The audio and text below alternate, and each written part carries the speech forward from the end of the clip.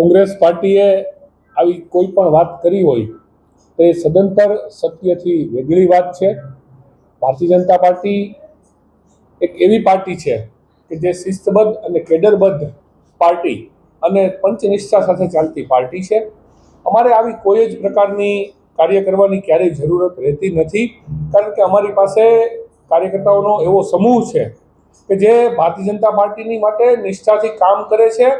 અને આટલા વર્ષોથી અમે લોકો જે રીતે સુશાસન આપી રહ્યા છીએ, જે રીતે કાર્યકર્તાઓનું ગઠન કર્યું છે અમે, અને કાર્યકર્તાઓને લઈ અને અમે સફળતાપૂર્વક આગળ વધી રહ્યા છીએ, એ જોતા લોકોનો પ્રેમ અમારી સાથે છે, લોકોનો સ્નેહ અમારી સાથે છે, લોકો અમારામાં ભરોસો કરે છે.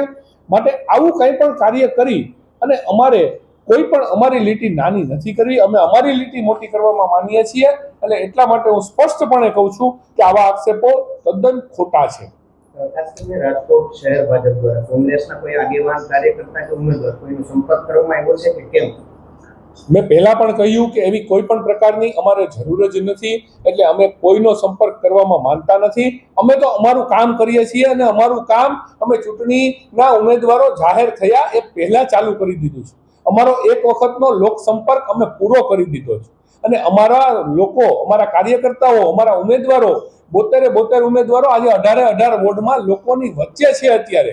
ત્યારે મને એ નથી સમજાતું કે કોંગ્રેસ પાર્ટી એ બધું કરવાને બદલે, લોકોની વચ્ચે જવાને બદલે, લોકોની સાથે પ્રચાર કાર્ય કરવાને બદલે આવી વાતોમાં હજી ગૂંચવાયેલી છે. અમે તો એકદમ ક્રિસ્ટલ ક્લિયર છીએ અમારા વિચારોમાં, એટલે અમારે આવી કોઈ પ્રવૃત્તિ કરવાની જરૂર નથી પડી.